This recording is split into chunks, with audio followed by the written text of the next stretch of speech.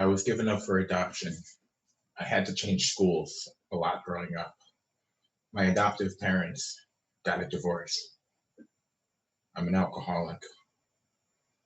I've had legal issues that directed me to anger management.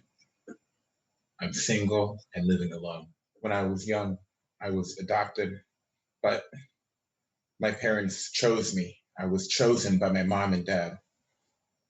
I went to a lot of different schools growing up, and I learned something valuable at each school. My parents got a divorce, but my mom got remarried to the love of her life. I'm an alcoholic, and I have not had a drink of alcohol in 8.5 years.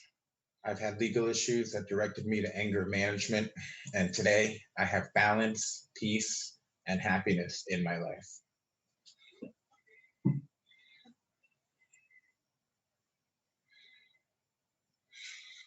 Perception. If you were to see me only as the person as the first list of traits, you would not know who I am. It is the second list of traits that is the true me. Perception is everything, not only how others perceive you, but most importantly, how you perceive yourself. If you were to only see me as a first list of traits that embodied the first list of traits, you would not know who I am. It is the second list of traits that is the true Kipling Sanders. I stand before you as a proud man of color that was born in Seoul, South Korea. I stand before you as a man with a professional tennis certification, as a professional tennis coach, and a man with his master's degree in aviation science. More importantly, a happy man with balance, serenity, and direction. So, how did I get to this place of happiness, balance, and peace and direction? I attribute it to a multifaceted upbringing. I was born in Seoul, in South Korea, in 1977.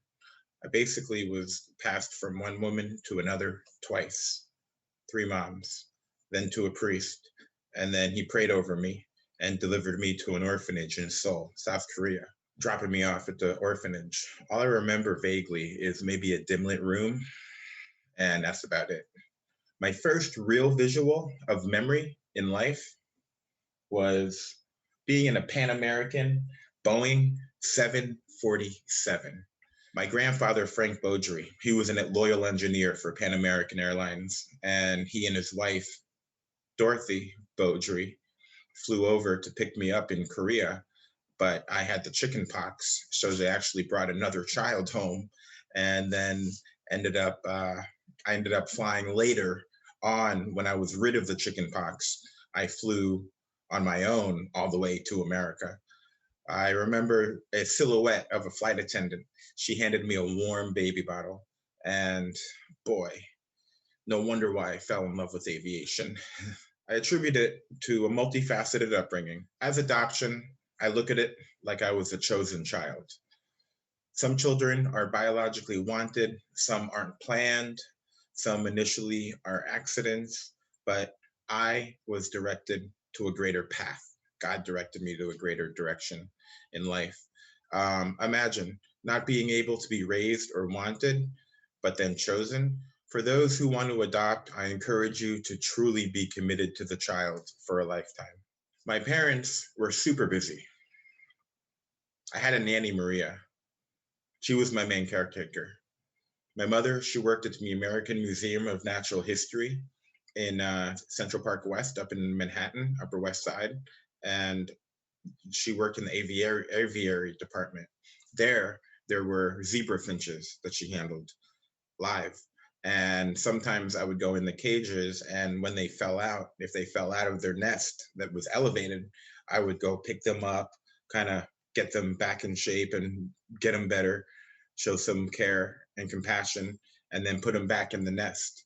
And so basically, that was fun. It was a compassionate side of me when I was a child. Also, my mom, she happened to be a rock and roll singer. Her band, a picture of her was in the entertainment and arts entertainment section of the New York Times back in the 60s. And she was also an actress on Broadway. She played Mary Magdalene in Jesus Christ Superstar as a backup cast. Also, nevertheless, my father, he owned a few restaurants in the village, in Manhattan, New York City. And basically, he owned Chinese Chance, which was previously named Kipling's Last Resort, but there was a fire, and so there had to change the title of the name of the restaurant. So there was Kipling's Last Resort, which turned to Chinese Chance. There was Bebop, the Locale, and so nevertheless, the takeaway: growing up in New York City with very accomplished parents um, enabled me the privilege and the luxury of growing up in arts and entertainment part of New York City. I was actually exposed to friends of family who were actors and actresses in the Broadway. And basically, it's Little Shop of Horrors film. The man who played the man-eating plant, he also happened to have played Snuffleupagus on Sesame Street. So it was just, I got to meet him and Ellen Green. She was Audrey in Little Shop of Horrors in the movie and on Broadway. Nevertheless, growing up, I did not realize it was an amazing gift for a child. The same privilege continued into my education. So I remember they had a monkey in a cage. It was running everywhere. It was pretty neat to see. But nevertheless, there was, speaking of animals, me. I dressed up. My mom made me a costume with feathers that she cut out. It was really nice and everything, but I felt so embarrassed. I felt so humiliated. And I just remember that photograph. And then I went to Grace Church School in first to sixth grade. I remember the same uncomfortability kept earring in my skin, and I just wasn't comfortable. There seemed to be a theme throughout my childhood. I seemed to feel the odd man out or the outcast. Nevertheless, wasn't feeling comfortable. And Dorothy, my first grade teacher, speaking of skin, feeling comfortable in skin, nevertheless, she told me that I had the smooth. She told my mom that I had the smoothest skin she's ever felt, and her son is David Duchovny from X Files. He's a few years older than I, so I have smoother skin than David Duchovny. Sure. So, nevertheless, um, another story that shaped my childhood was fourth grade. There was a class trip outside of the Big Apple to an apple orchard up in upstate New York, and everyone seemed to flock and take off right after the bus got there, and they started grabbing baskets and picking apples and climbing trees and throwing apples, but left over the remainder of the bus were still people being paired together. So I saw Pei. He had his wheelchair there. I felt Pei's emotions empathically. I knew I had to set an example for not only my classmates, but for my teachers. Neither the teachers nor my classmates seemed to know what to do, but in my heart, I felt it was important to help Pei. Um, so I went there to push the wheelchair. We got a basket, we picked up apples, and he got all his apples. So it was a really nice transition. The takeaway: it was my first experience of empathy. And so empathy is something that I was different. Pei was different. Pei was Chinese. And basically, my experience of empathy was something that I have a heart for people. I have a heart to help people and things of that sort. So, with that empathy, I knew I needed to set an example for my teachers and my classmates. Another story that shaped my childhood was in fourth grade. In fourth grade, my mom and father got a divorce. I remember my parents were my life, my stability. I remember they had a moment where my father sat me down, actually, walked me down the long hallway into the front room. There was no lights on in the bedroom, only the New York City street lamps were shining in the light. We sat down on the brass bed and ended up, my father told me, son, your mother and I are going to get a divorce. And I didn't know what to feel. I didn't know exactly what to do with it or how to absorb it. But my parents were my life, they were my stability. And basically, little did I know how much that would be true. My mom, she ended up getting remarried to the love of her life. And another story here, a year after, in fifth grade, my mom took me on a trip of a lifetime. We went to Kenya, East Africa. Basically, we were exposed education, like the education wasn't only in school; it was in life and in the wilderness of the plains and the Masai Mara and the Serengeti plains of Kenya and East Africa. So we did East Africa, we did Kenya, we did Tanzania, we did Nairobi, we did the Congo, Rwanda, Uganda, and the Congo. Like I said, I was exposed to life that was not so privileged, like here in America. I was also exposed to cultures of survival. So it was a really interesting experience. I spent 2 months at a British boarding school, preparatory boarding school in Western Nairobi, outside the city of Kenya. And I remember I played field hockey, which was an interesting sport, and also tennis. Nevertheless, I ended up feeling homesick, depressed, and sad. My mom was doing research in Central Africa, and I ended up running away. So I ended up trying to get away from there. I got about 25 yards away, and a faculty car picked me up and said, "Hey, you want to go back to campus?" So I was like, "Okay." So I guess it wasn't meant to be to get away. But I did a report on on my African trip. I did a US school report. I turned it in when I returned in fifth grade. And then later on, at the end of sixth grade, I was asked to leave Grace Church School because of poor grades and I guess being sent to the principal's office too many times when I was young. The takeaway, the trip with my mom left me with a greater appreciation for global awareness, greater appreciation for global environments, and things of that sort. Not only did I experience third world countries, but I was exposed to all of their challenges as well.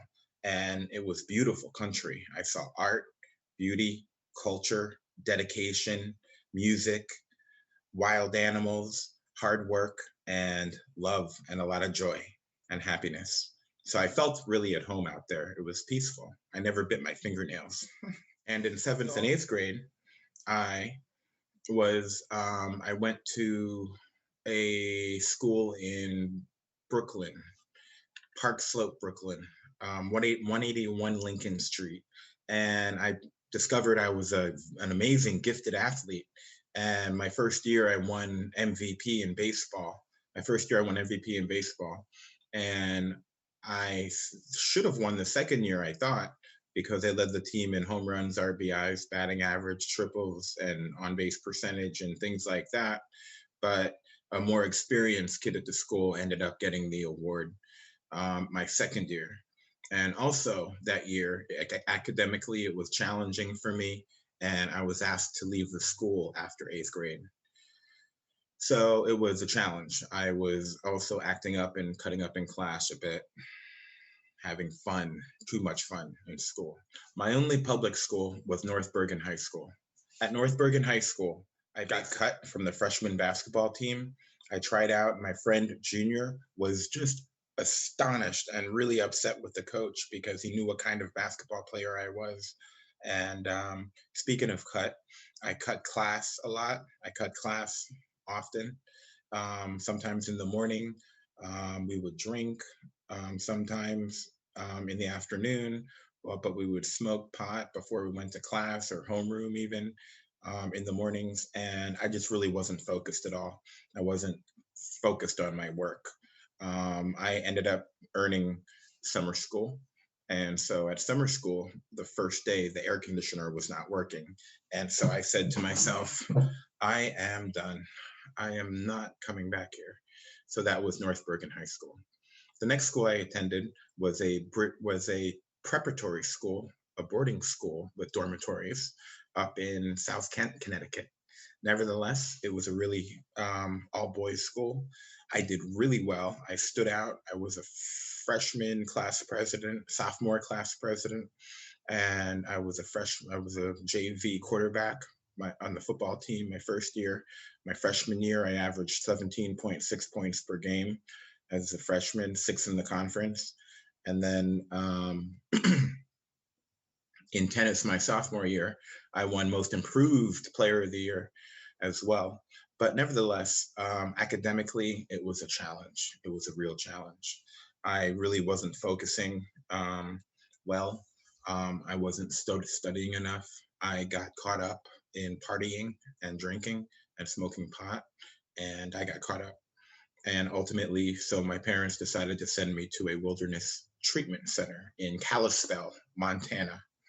In Kalispell, we ended up hiking in Yellowstone National Park, which was a beautiful experience with Mother Nature and outdoors, and had to go through some, I guess it was Alcoholics Anonymous literature that we read through, a daily reflections book, and I stayed sober for 30 days.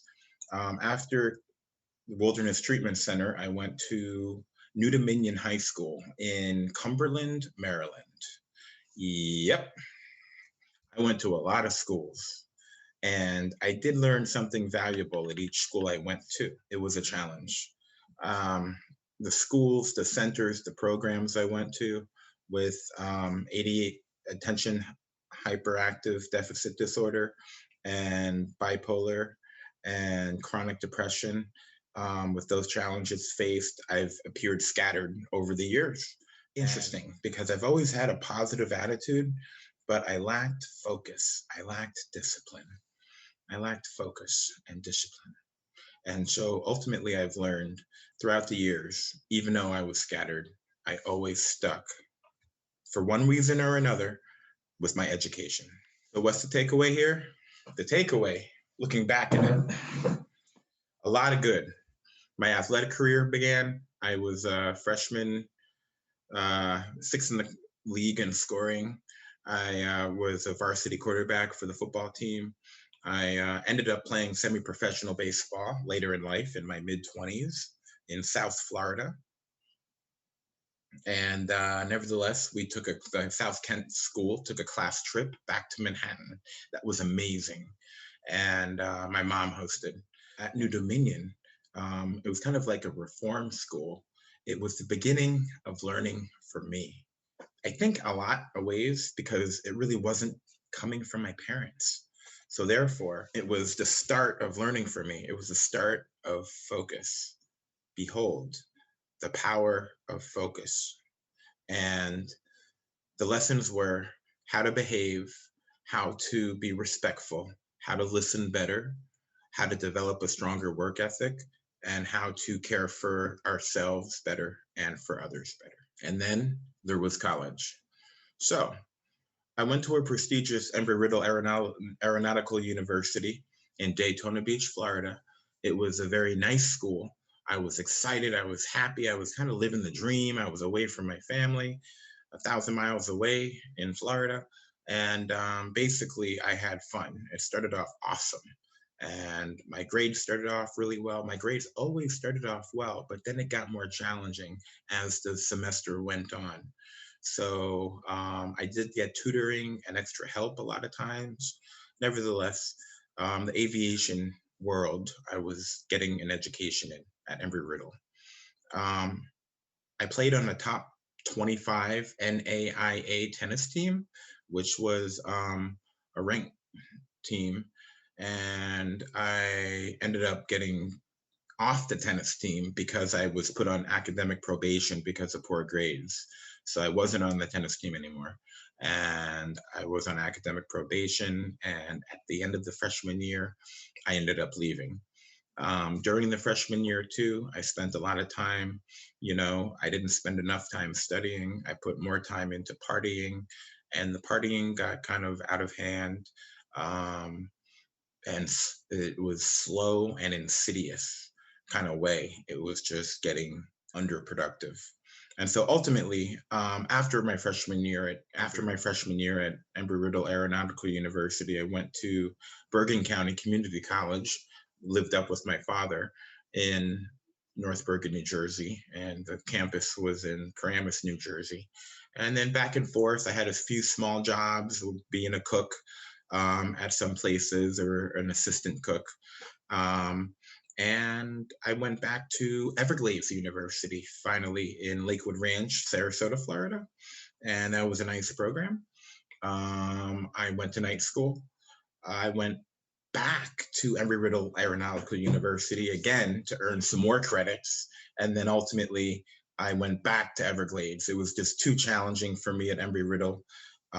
Ultimately, I ended up with a bachelor's degree in aviation management and with a master's degree later on in aviation science. So basically, college was an interesting experience.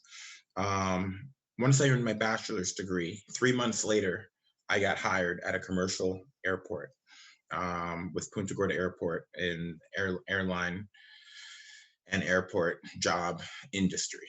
But prior to that, I was wondering, I was really trying to figure out why did this pattern continue?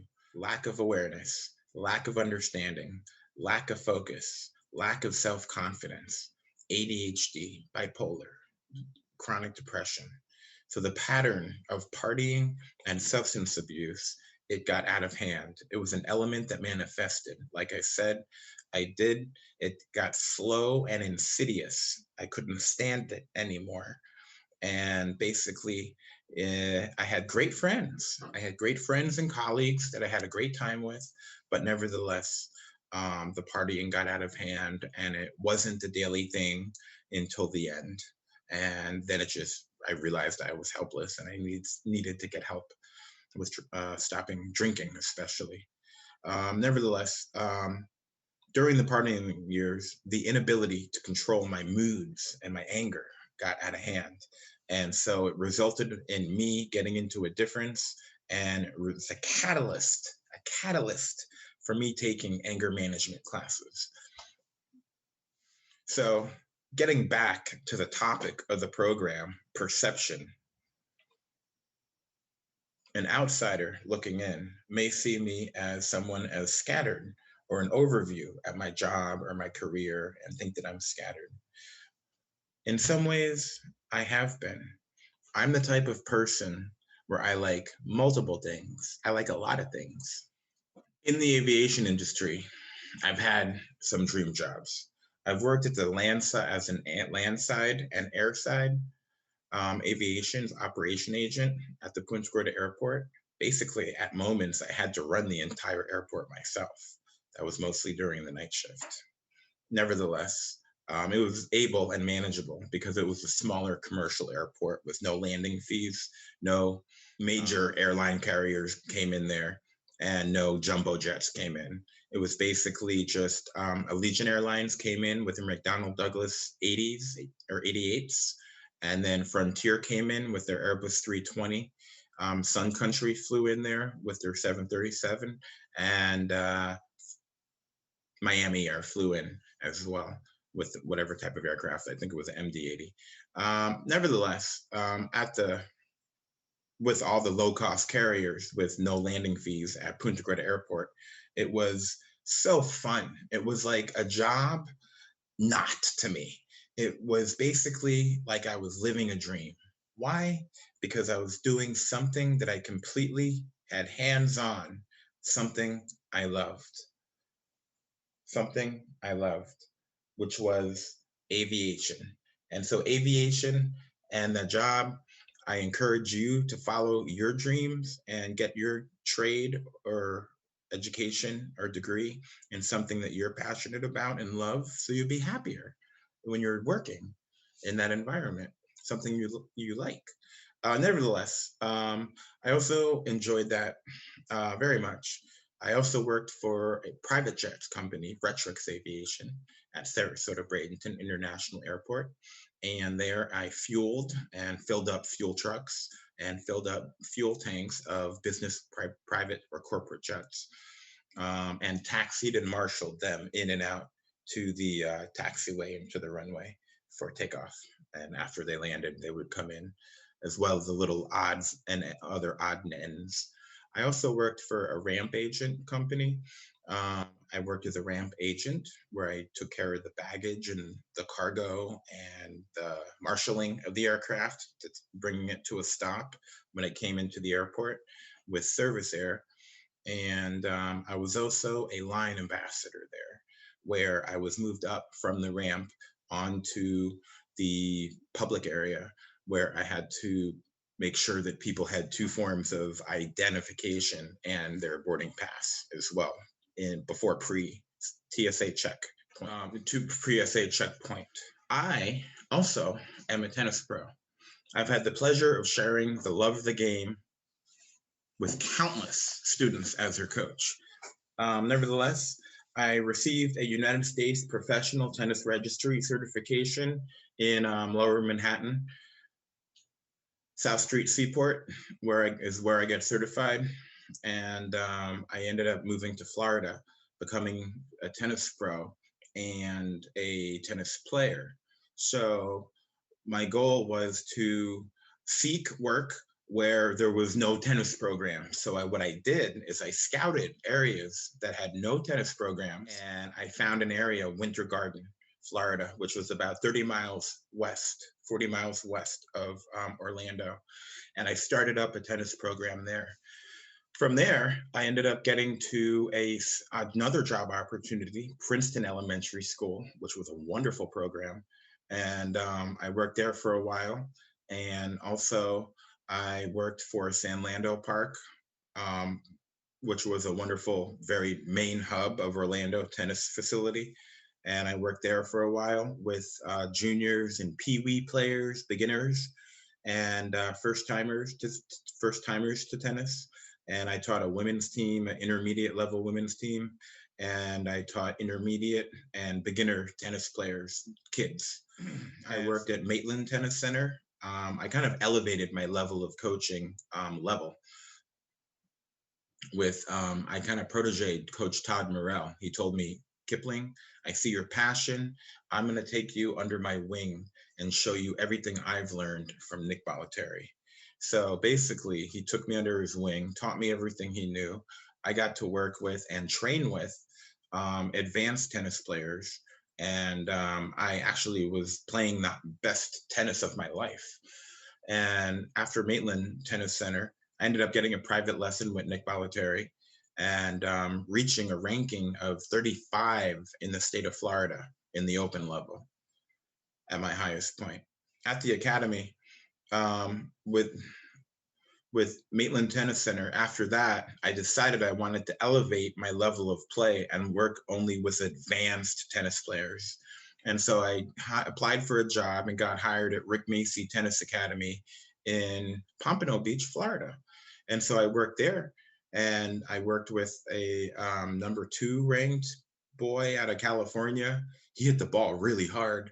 And so basically that was neat. And then my next job was at the IMG Tennis Academy in Bradenton, Florida. It was my dream job. Nevertheless, I got hired there as a summertime job, but I ended up working for 5 or 6 months ultimately. I taught kids from all ages, from 5 or 6 years old up to 17 years old, from so many different parts of the country and the globe. And so it was really practical. I was working so hard that I had private lessons for 3 hours before my group lessons. And then I had 3 hours of private lessons after my group lessons. So I worked from 5 a.m. to about 8 p.m. I was making a lot of money. And so nevertheless, I realized cold reality is that I didn't get hired full time. They didn't hire me full time. So ultimately, 2 people who were less qualified credentially ended up getting a job. And I personally was devastated. I did not know what I was supposed to do in life. I did not know what my goal was. And I didn't know what my purpose was. I thought it was to teach tennis and be a professional tennis coach. I knew that my game elevated people's tennis level immediately, just like Nick Bollettieri. So I wondered what I was meant to do in life. And I know that I wanted to help people.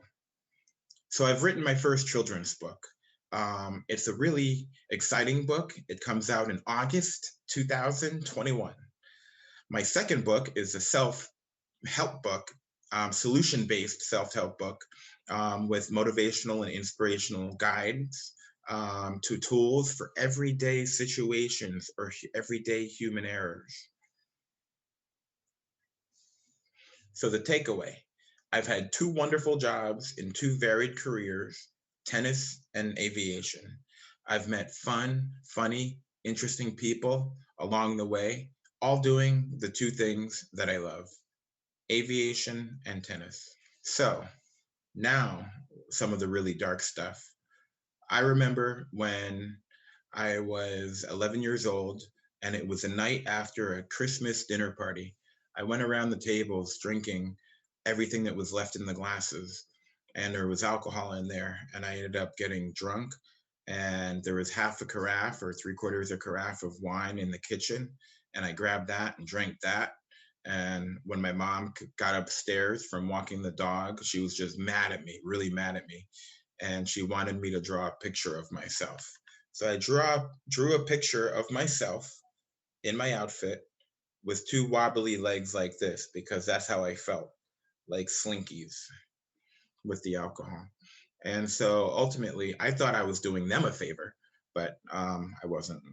The years that followed, my drinking or getting high was not a daily thing.